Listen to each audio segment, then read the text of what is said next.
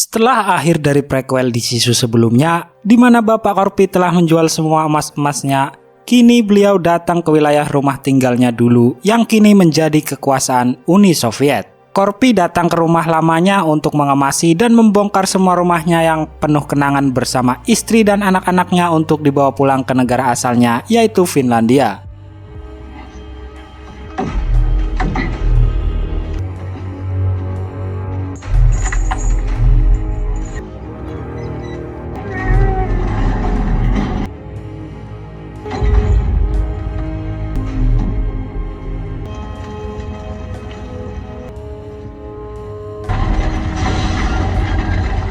Di sisi lain, kepala tentara Uni Soviet yang menyadari bahwa Corpi di sana, ia mengutus seorang mantan tentara Uni Soviet bernama Yagor yang sekarang menjadi tahanan. Dulunya Yagor dan anak buahnya lah yang menghabisi semua musuh termasuk keluarga dari Corpi. Komandan Tentara Merah menjanjikan kebebasan dan kekayaan jika Yagor berhasil menangkap Corpi dan membunuhnya dengan cara apapun.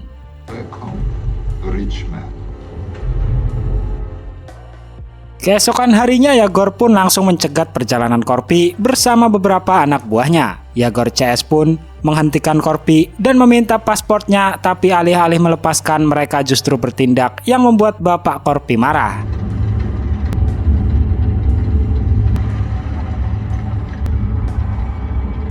Passport, Mr. Dragunov. I think the legend has been home.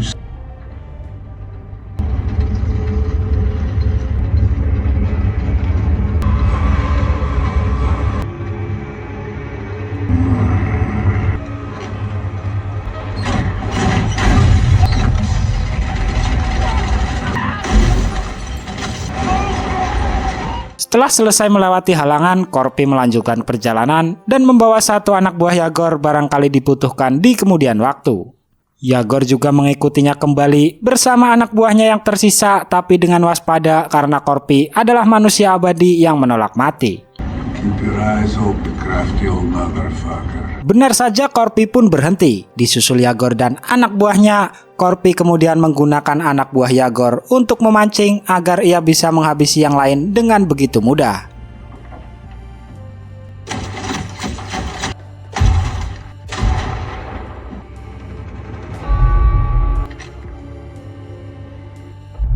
Keep very still. Sebenarnya mudah bagi Corpi untuk menghabisi Yagor, tapi beliau mengampuninya agar durasi film terlihat lebih masuk akal.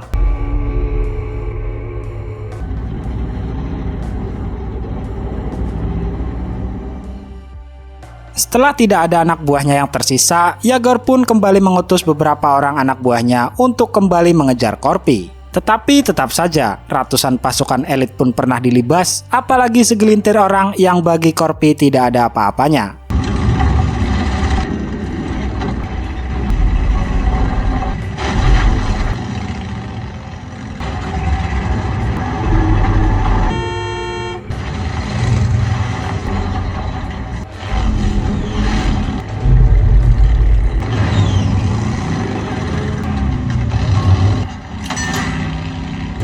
Meskipun sempat tertembak, Corpi tetap bisa melumpuhkan semua pasukan Yagor dengan rapih dan keren sekali.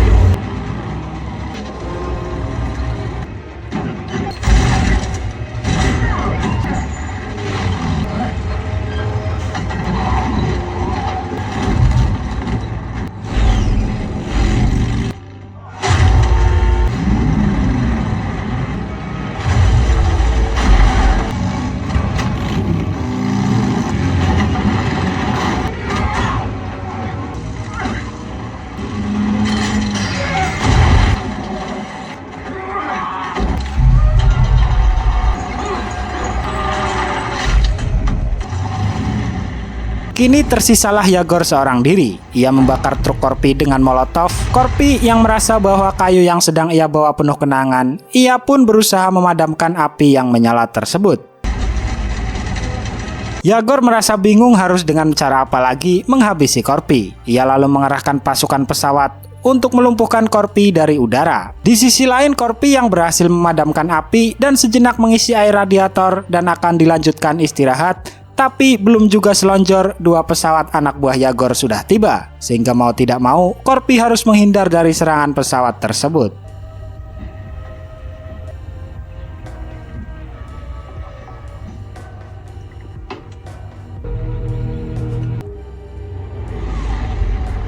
Berkali-kali serangan dari udara muncul, tapi Corpi tetap berusaha keras menghindari serangan tersebut dengan mengeluarkan semua kemampuan dan tenaga yang ia miliki saat itu.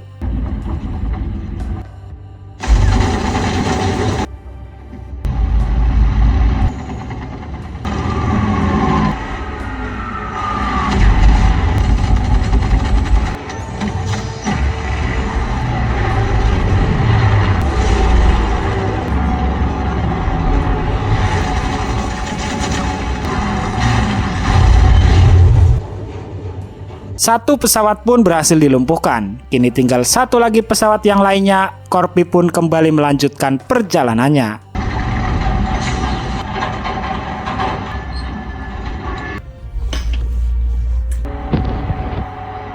Pesawat yang lain pun muncul kembali. Corpi berhasil melumpuhkan, tetapi pilot masih selamat.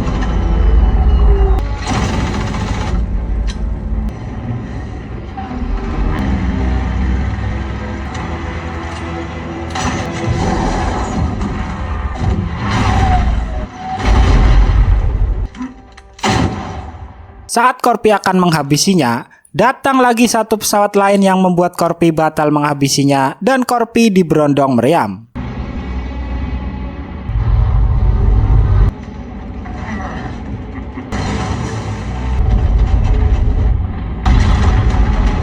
Sehingga dengan sangat terpaksa, ia menenggelamkan truknya ke lautan.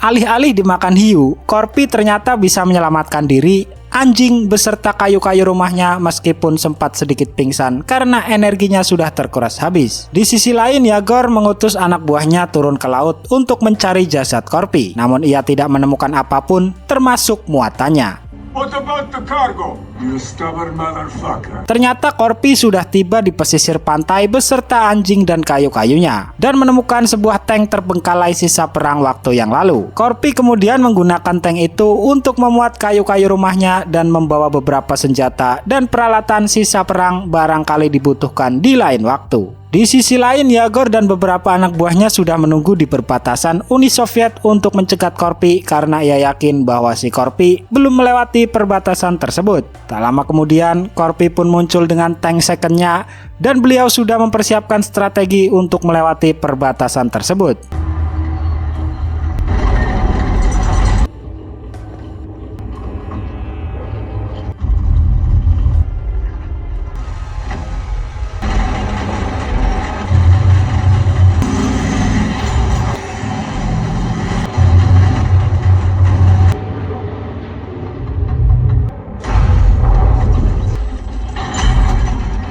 Naas tenaganya yang sudah habis duluan, Corpi pun tak berdaya sehingga Yagor dapat dengan mudah menangkapnya. Sebelum tertangkap, Corpi sempat menyembunyikan bilah pisau di dalam kulit pahanya barangkali nanti bisa berguna sebagai pertahanan. Sebenarnya Yagor akan menghabisi Corpi saat itu juga, tapi komandan mau Corpi ditangkap hidup-hidup dan akan disiksa terlebih dahulu.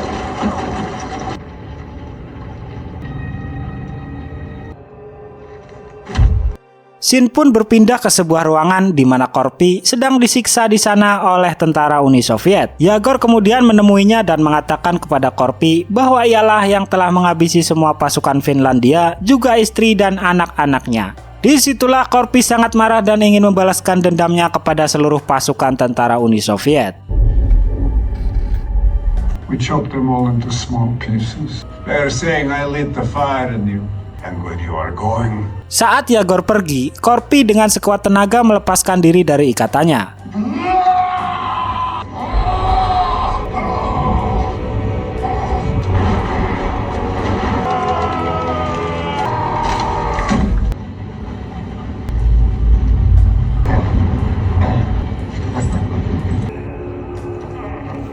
Ternyata ia berada di dalam gerbong kereta yang sedang melaju kencang. Penjaga yang mendengar suara pun masuk untuk mengecek Corpi. Tapi itu bukanlah apa-apa bagi Corpi. Corpi menghabisi petugas itu dengan pisau yang sempat ia tanamkan di dalam kakinya.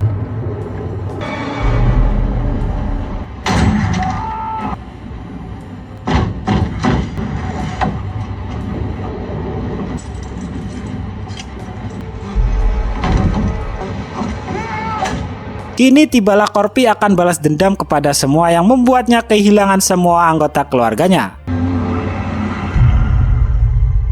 Komandan, Yagor, dan tentara lainnya berada di gerbong depan sedang menikmati pesta karena berhasil menangkap Corpi. Di sana Yagor ingin segera mendapatkan apa yang dijanjikan kepadanya dan akan segera pergi. Tapi komandan mengulur waktu sehingga Yagor agak kesal dan sepertinya marah. Di sisi lain Corpi sedang berusaha berjalan untuk menemukan Yagor dan kawan-kawannya, tetapi harus melewati beberapa gerbong yang berisi prajurit tentara yang sedang tertidur lelap.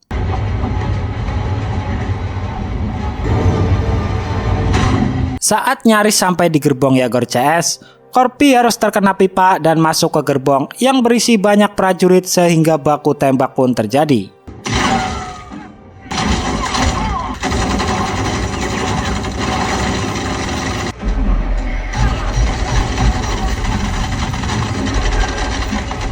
Corpi berhasil menghabisi semua prajurit itu, tetapi di sisi lain, Yagor mendengar suara keributan sehingga ia pun pergi mengecek ke gerbong belakang. Yagor yang mengetahui Corpi berhasil lepas, ia pun melepaskan sambungan gerbong belakang agar dirinya selamat dari pembalasan Corpi.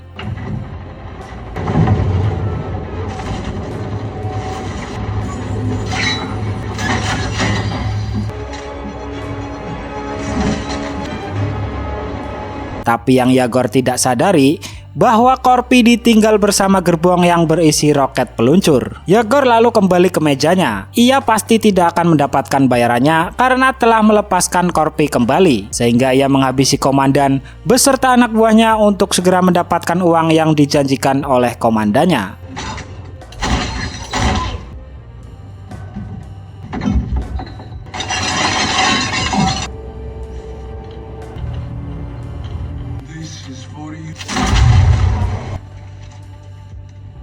Beralih ke Corpi, ia berhasil menyalakan roketnya di atas gerbong dan melaju kencang menyusul Yagor. Mengira dirinya sudah aman, ternyata Yagor masih terus diburu oleh Corpi.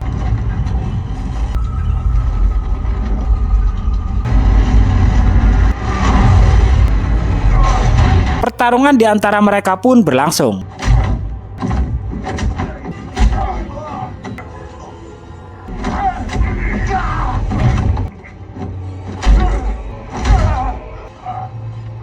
Yagor merasa bahwa dirinya sudah menang, tapi Corpi selalu punya cara untuk menghabisi lawannya.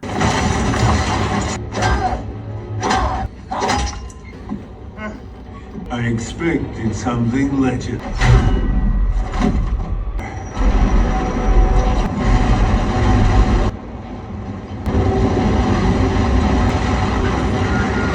Any last words? Spit it out.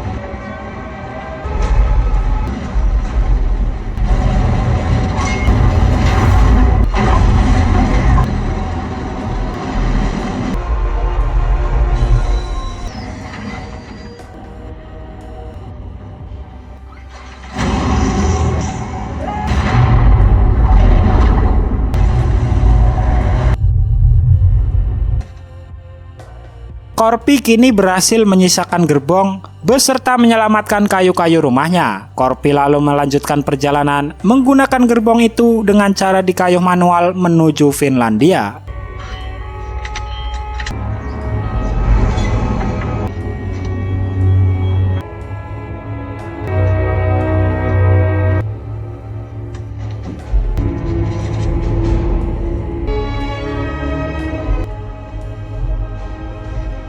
Dua tentara itu pun hormat kepada Corpi karena Corpi juga mantan tentara dengan keahlian di atas rata-rata.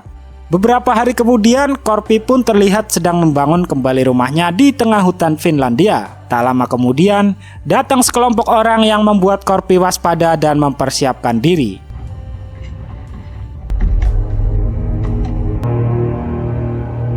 Ternyata kelompok itu bukanlah musuh, melainkan sekelompok orang yang menawarkan diri untuk membantu membangun rumah Korpi, sehingga Korpi hanya bisa bersedih dan bercampur bahagia karena masih banyak orang yang peduli kepadanya.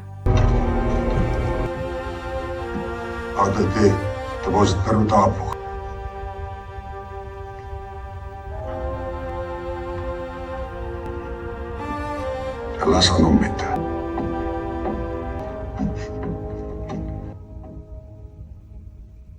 Tamat.